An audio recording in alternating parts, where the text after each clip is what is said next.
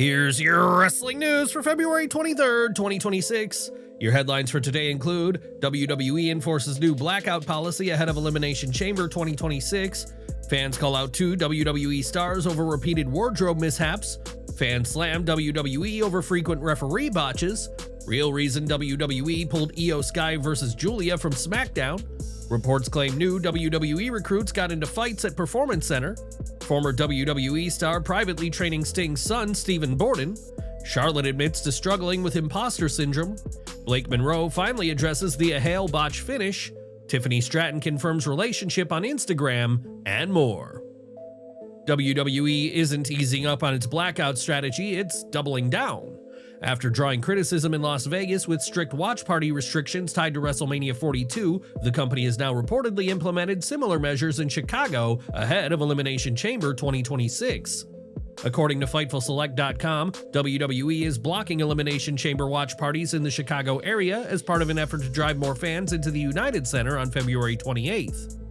In practical terms, that means bars and venues planning to host public viewing events may no longer be able to do so. Reports from last week indicate that businesses within a 50-mile radius of Allegiant Stadium faced similar restrictions for WrestleMania, leaving several establishments frustrated after already organizing deemed watch parties and promotional events. Now, Chicago appears to be facing the same enforcement. The approach is believed to be connected to WWE's current domestic rights arrangement with ESPN and its international distribution deal with Netflix. By tightening public performance licensing and enforcing blackout zones, WWE is prioritizing live gate revenue for its major premium live events. From a business standpoint, the logic is clear: maximize in-arena attendance. But from a fan engagement perspective, restricting watch parties could limit communal buzz around the events, especially in cities known for their passionate wrestling crowds. Is WWE protecting its bottom line wisely, or is limiting watch parties cutting into the organic excitement that surrounds major events? Share your thoughts in the comments below. Last week's SmackDown featured 2 Elimination Chamber qualifiers, but the women's triple threat between Nia Jax, Charlotte Flair, and Kiana James generated the most discussion, and not just because of the result. The controversy centered around a key pinfall moment late in the match. James climbed to the top rope looking for a high-risk maneuver, but Flair cut her off and delivered a Spanish fly from the top. Flair immediately went for the cover. On the live broadcast, it appeared as though the referee's hand hit the mat for 3 before James lifted her shoulder. The crowd reacted as if the match had ended, but the referee signaled a 2 count instead, allowing the match to continue. The moment created visible confusion in the arena and online. Replays began circulating shortly after the show and seemed to highlight the awkward timing, with many fans suggesting the count looked closer to 3 than 2. The situation has fueled ongoing criticism from viewers who feel referee inconsistencies have become more noticeable across Raw, SmackDown, and NXT in recent months. Do you think referee mistakes are becoming a recurring issue, or is this just the nature of live television? During the Elimination Chamber qualifier between Charlotte Flair, Nia Jax, and Kiana James, a sudden production cut caught the attention of viewers at home. The sequence began after Jax delivered the Annihilator to James, effectively taking her out of the equation. As Jax attempted to regroup and possibly capitalize, Flair rushed in to hit a dropkick to Jax's back. The impact sent Jax stumbling forward, and during the fall, her gear shifted, forcing her to quickly adjust. Production reacted instantly. The camera cut to a different angle and then shifted focus to Flair, who was also down after delivering a dropkick. However, during that transition, Flair appeared to deal with a brief wardrobe adjustment of her own. Fans immediately picked up on the abrupt camera change and called it out across social media. While WWE's production team moved quickly to avoid lingering on the moment, the sudden shift didn't go unnoticed. This isn't the first time either Flair or Jax has experienced a gear-related issue during a match, and live television always carries that risk, especially in high-impact sequences. Ultimately, the match continued without major interruption, but the quick blackout became one of the most talked-about production moments of the night. Enjoying the video? A quick like goes a long way in helping us grow and deliver more wrestling news you care about. Prior to this week's episode of SmackDown, WWE officially announced that the originally scheduled match between Giulia and Io Sky had been removed from the card. Instead, Rhea Ripley stepped in to face Giulia. No explanation was provided on television, which immediately led to speculation among fans about potential injuries or last-minute creative changes. Now, Corey Hayes of Bodyslam.net has shed light on the situation. According to Hayes, WWE made the decision intentionally, choosing to hold off on the Sky vs. Giulia singles match for a bigger stage at a later date.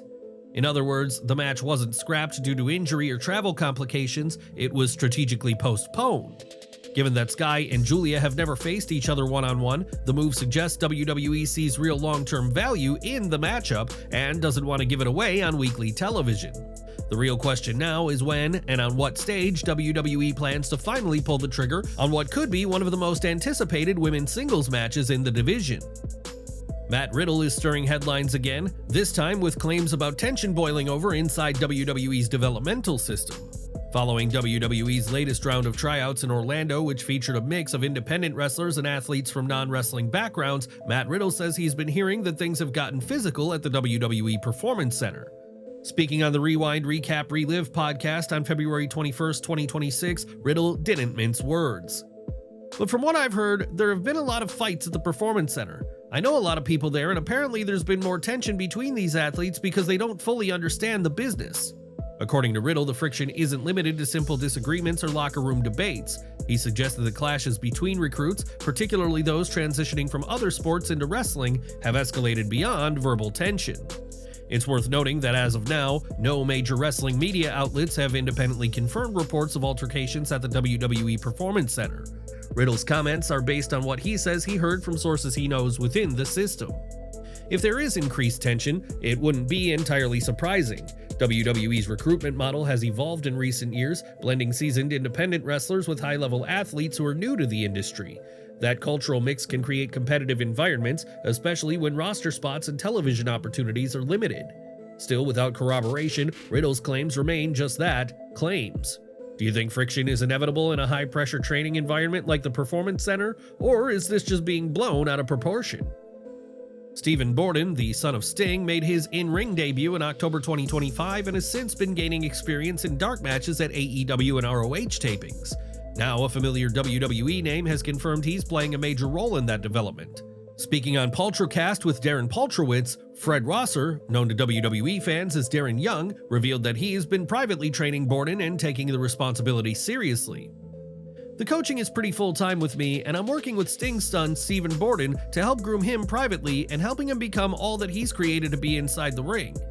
Rosser emphasized that this isn't casual training. Borden is actively getting reps in front of live crowds, sharpening his craft in real time. He's working hard, doing some dark matches, getting some reps out in front of a crowd. That means a lot to me, so that's a personal project that I'm trying to conquer. Borden has appeared in dark matches at AEW Dynamite tapings on December 10th, 2025, January 21st, and February 4th, steadily building experience away from television cameras. With expectations naturally high due to his father's legendary status, the development process appears deliberate. AEW President Tony Khan has reportedly described Borden's progression as a huge priority, signaling that the company views him as a long-term investment. The foundation is being laid quietly, but if the training translates, the Borden name could soon re-emerge under the lights in a very different form. The question now is whether Stephen Borden carries his own identity or leans into the legacy that comes with the name. Charlotte Flair has built a career on dominance and confidence, but even the Queen admits that not every fight happens under the bright lights of WWE. During an interview with Doug Bopst, Charlotte opened up about dealing with impostor syndrome and self-sabotage, revealing that even after more than a decade at the top of WWE, negative self-talk can still surface. When asked how her mindset has evolved, she was candid about the mental shift she's been working toward. More self-sabotage, I'm trying, or what is like impostor syndrome. Instead of worrying about worst case scenario, I should be worrying about best case scenario, and it's easier to worry about the things that can go wrong instead of the things that could go right. So really in the last year, I've really tried to be like, this could go right in so many different ways, instead of this could go wrong, instead of worrying about like doing the opposite. For Charlotte, the pressure isn't limited to performing at a high level, it's also about managing expectations, both internal and external. Well, I definitely put pressure, but I think it's just showing up regardless whether you feel like it or you don't feel like it. Whether you feel ready or don't feel ready, you just have to show up. And that's what I do day in, day out. Like even with different things that I want to approach or try or talk about, like even if I don't know, just show up. Just trying is or just don't turn things down because you don't feel good enough. When you've headlined pay-per-views and built a Hall of Fame resume, fans assume confidence comes easy, but Charlotte's words show that pressure never really disappears, it just evolves. The difference now is awareness. She's not chasing perfection anymore, she's chasing balance. The December 16th episode of WWE NXT shocked fans when Thea Hale unexpectedly defeated Blake Monroe to capture the NXT Women's North American Championship. At the time, reports from PW Insider and Fightful suggested that Monroe had the wind knocked out of her late in the match when Hale came off the ropes, preventing Monroe from kicking out in time.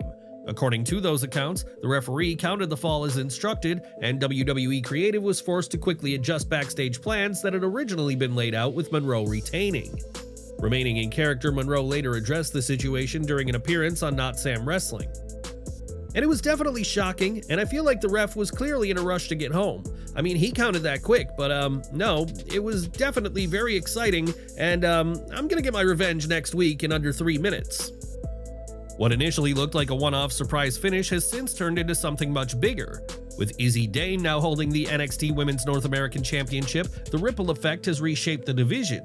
A moment that began with a controversial 3 count has evolved into a full power shift, leaving Monroe watching someone else carry the title she once held. The bigger question now is whether Monroe can reclaim momentum, or if that chaotic night permanently altered the trajectory of the division. Victoria D'Erico, the NXT referee who went viral months ago, made her SmackDown debut last week, officiating the bout between Obafemi and Kit Wilson. Her appearance immediately stood out to fans who followed her rise through NXT. D'Erico, a former professional boxer, first gained widespread attention when she officiated the NXT Women's Championship match at Evolution 2. Her confident presence and quick reactions during that high-profile contest sparked plenty of online buzz at the time. Her appearance on SmackDown strongly suggests she's been called up to the main roster, joining the regular referee rotation. While it may seem like a small detail, referee call-ups often indicate trust from management, especially after standout performances on NXT. She's also set to make her video game debut in WWE 2K26, further signaling that WWE views her as more than just a background official. Now the question is whether we'll continue seeing Victoria D'Erico regularly on the Blue brand, and possibly on premium live events in the near future. Marie Malenko is already making waves, and now WWE has entered the picture. Less than a month after making her in-ring debut for Pro Wrestling Noah, Marie Malenko participated in her first WWE tryout at the Performance Center in Orlando. This news was first reported by Fightful, confirming that she was among several independent talents invited to showcase their abilities in front of WWE officials. If that last name sounds familiar, it should. Marie is the daughter of Dean Malenko, one of the most respected technical wrestlers of his era, with championship runs across ECW, WCW, and WWE.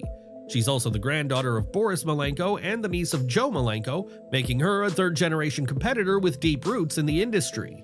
Adding another layer to the story, Dean Malenko currently works backstage for All Elite Wrestling, which makes Marie's WWE tryout particularly noteworthy. With a legendary last name and early international experience already on her resume, the question now becomes whether WWE sees long-term potential, and if the Malenko legacy could soon continue under a new banner. After weeks of fan chatter sparked by kissing photos, sushi on biceps TikToks, and even a Disney World sighting, Tiffany Stratton has officially confirmed her relationship with NXT talent and former Olympian Shady El Nahas.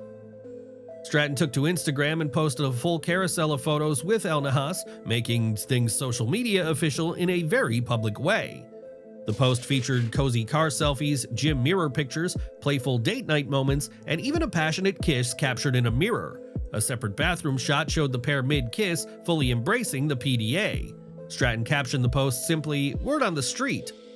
That subtle line, combined with the unmistakably intimate photo set, left little room for doubt. Within minutes, the post racked up thousands of likes and a flood of comments, with several WWE and NXT talents chiming in.